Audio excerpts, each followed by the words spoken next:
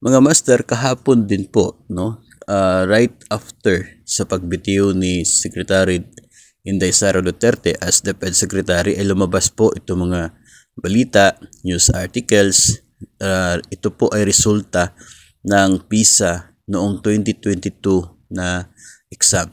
Ito po ay Program for International Student Assessment. So, iba't ibang mga estudyante mula sa iba't ibang mga bansa ang nag-take ng exam na ito on creative thinking, at ito na po yung resulta, no, just 3% ng mga 15-year-old Filipino students can match the creative thinking skills of the average student in Singapore.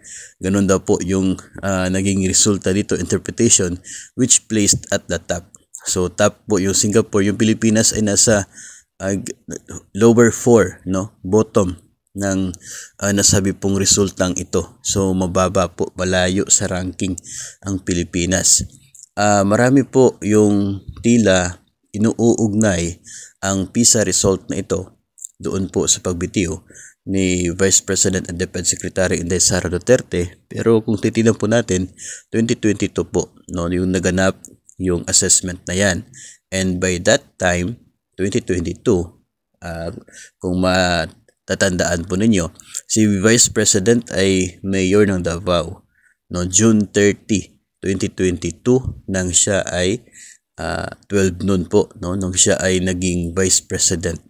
And later on, naging DepEd Secretary. So, hindi pa po siya DepEd Secretary nung time na naganap ang PISA assessment, nung time na nag-prepare ang DepEd for that assessment.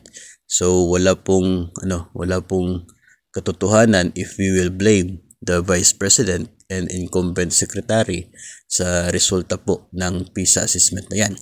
Ang nangyayari po ay yung mga concerns regarding po dyan ay slowly addressed by DepEd. Nagkaroon ng iba't ibang programa tulad ng Catch Up Fridays, National Learning Camp, na inaasahan na makakatulong para maiangat yung level ng creative thinking and others, no, na hopefully by next assessment ay tataas naman yung ranking ng bansa.